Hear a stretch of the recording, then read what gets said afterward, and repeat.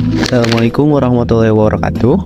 Perkenalkan, nama saya Fikri Fahrudin dari kelas MKS 3B NIM 12292300076 akan memaparkan materi tentang kebijakan moneter dalam perspektif Islam.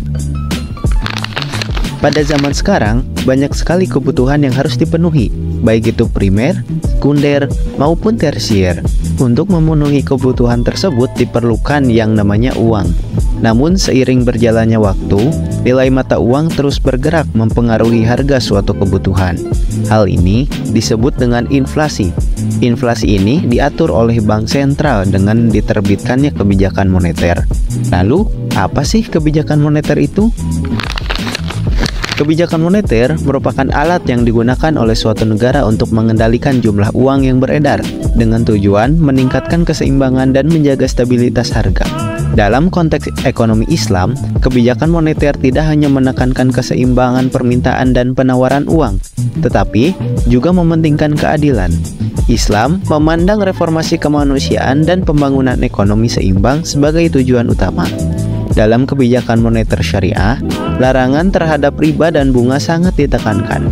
Pengelolaan uang dalam Islam didasarkan pada prinsip bagi hasil, menghindari kepentingan bank dalam ekonomi kapitalis. Umat Islam juga menerapkan pembatasan konsumsi secara kualitatif, sesuai dengan prinsip fitrah mereka. Kebijakan moneter sendiri dapat digolongkan menjadi dua bagian. Yang pertama adalah kebijakan moneter ekspansif. Kebijakan moneter ekspansif merupakan suatu kebijakan dalam rangka menambah jumlah uang yang beredar dengan tujuan agar siklus perekonomian berjalan dengan lancar. Yang kedua adalah kebijakan moneter kontraktif. Merupakan suatu kebijakan dalam rangka mengurangi jumlah uang yang beredar dengan tujuan untuk menurunkan tingkat inflasi yang ada pada suatu negara. Kebijakan moneter dalam ekonomi Islam harus bebas dari unsur yang berbau dengan riba dan bunga bank. Dalam Islam, riba yang termasuk di dalamnya bunga bank yang sangat diharamkan secara tegas dalam Al-Quran. Dan manajemen moneter dalam ekonomi Islam didasarkan pada prinsip bagi hasil. Kebijakan moneter dalam Islam berlandaskan pada prinsip-prinsip dasar ekonomi, di antaranya 1. Kekuasaan tertinggi adalah milik Allah Subhanahu wa Ta'ala. Yang kedua, manusia ialah pemimpin ataupun khalifah di bumi, namun mereka bukanlah pemegang sejati. Yang ketiga, segala sesuatu yang diperoleh oleh manusia merupakan atas seizin Allah. Yang keempat, tidak boleh menumpuk kekayaan. Yang kelima, menghapus jurang perbedaan antara individu dalam perekonomian.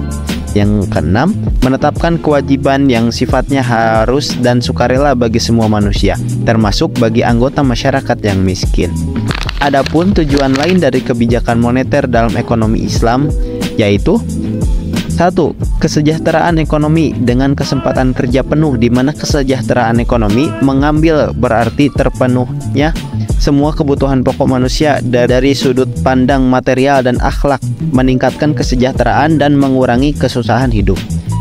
Yang kedua, keadilan sosioekonomi dan distribusi pendapatan. Konsep ini mengandung dua unsur pengertian, yaitu A. Suatu bentuk keseimbangan dan perbandingan antara orang yang memiliki hak. B. Hak seseorang hendaklah diberikan dan juga diserahkan kepada yang membutuhkan. Yang ketiga, stabilitas nilai uang. Stabilitas nilai mata uang memberikan pengaruh yang sangat besar terhadap kehidupan perekonomian, karena uang menentukan nilai dan harga suatu barang dan jasa. Stabilitas nilai mata uang adalah prioritas utama dari kegiatan manajemen moneter Islam. Instrumen kebijakan ekonomi Islam berbeda dengan ekonomi konvensional loh. Pada ekonomi Islam tidak mengakui adanya instrumen bunga dalam kegiatan perekonomian, karena hal itu jelas di dalam Al-Quran bahwa bunga bank adalah riba. Pelarangan riba ini bermaksud agar hubungan mitra kerja antara pemilik modal dan usaha berlaku adil. Adapun alat kebijakan moneter dalam ekonomi syariah yaitu hukum syariah. Implementasi dari semua instrumen kebijakan moneter konvensional dan barang berharga juga mengandung komponen bunga dan riba. Oleh sebab itu, instrumen konvensional yang memasukkan suku bunga dan riba tidak dapat dipakai untuk menerapkan kebijakan moneter yang berbasis syariah. Beberapa kebijakan atau instrumen yang kerap diterapkan oleh kebijakan moneter syariah diantaranya Yang pertama, statutory reserve recruitment. Dalam ekonomi Islam, instrumen kebijakan moneter yang umumnya digunakan melibatkan cadangan wajib minimum atau statutory reserve recruitment, di mana bank konvensional diwajibkan menyimpan sebagian dana dari demand deposit pada bank sentral. Yang kedua, financing ceiling. Financing ceiling juga digunakan untuk menetapkan batas maksimal pembiayaan agar konsisten dengan target moneter. Yang ketiga adalah government deposits. Government deposits yang dimana bank sentral dapat memindahkan demand deposit pemerintah. Yang keempat adalah common pool. Common pool yang meminta bank komersial menyisihkan sebagian deposit untuk menanggulangi likuiditas.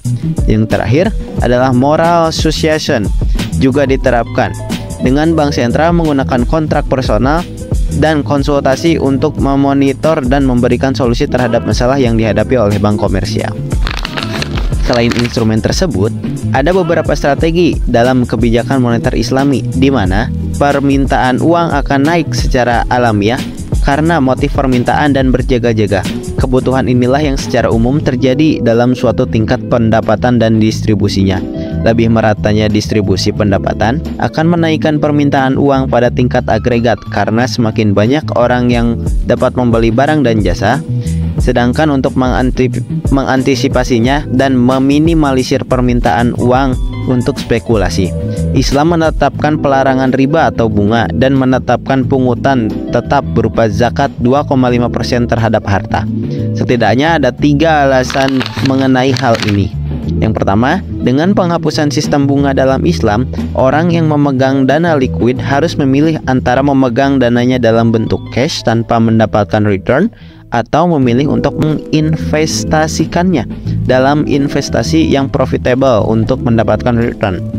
Yang kedua, peluang investasi baik dalam jangka pendek maupun jangka panjang memiliki tingkat risiko yang bervariasi dan memungkinkan bagi semua investor, baik mereka yang berani mengambil risiko tinggi maupun mengambil risiko rendah. Yang terakhir, sepanjang adanya efek erosif dari zakat terhadap simpanan adalah rasional untuk mengharapkan para pemegang dana likuid untuk tidak menimbunnya melebihi kebutuhan untuk berjaga-jaga dan transaksi. Bank Indonesia sebagai Bank Sentral Negara Indonesia menjalankan beberapa kebijakan moneter menurut Islam loh. Di antaranya, 1 adalah giro wajib minimum atau GWM. Merupakan kewajiban bagi bank-bank umum untuk menyimpan sebagian dana dalam bentuk giro pada Bank Indonesia, ditetapkan berdasarkan persentase tertentu dari dana pihak ketiga. GWM berperan dalam mendukung prinsip kehati-hatian perbankan dan mengendalikan peredaran uang. Dengan besaran GWM sebesar 5% dari dana pihak ketiga dan 3% dari dana pihak ketiga dalam mata uang asing. Dana pihak ketiga mencakup giro wadiah, tabungan mudharabah, deposito investasi mudharabah, dan kewajiban lainnya. Yang kedua, sertifikat investasi mudharabah antar bank syariah digunakan oleh bank syariah untuk mendapatkan keuntungan atau sebagai sarana penyedia dana jangka pendek dengan jangka waktu 90 hari. Sertifikat ini diterbitkan oleh kantor pusat bank syariah dengan format dan ketentuan standar yang ditetapkan oleh BI. Pemindah tanganan sertifikat hanya dapat dilakukan oleh bank penanam dana pertama. Yang terakhir, sertifikat wadiah Bank Indonesia atau SWBI merupakan instrumen BI sesuai dengan prinsip syariah Islam, digunakan oleh bank syariah untuk penitipan dana jangka pendek. SWBI memiliki nilai nominal minimum senilai 500 juta dengan jangka waktu yang dinyatakan dalam hari. Pembayaran atau pelunasan SWBI dilakukan melalui debit atau rekening giro di Bank Indonesia. Dan ketika jatuh tempo, dana dikembalikan bersama bonus yang ditentukan berdasarkan parameter sertifikat IMA. Sekian pemaparan materi dari saya. Wassalamualaikum warahmatullahi wabarakatuh.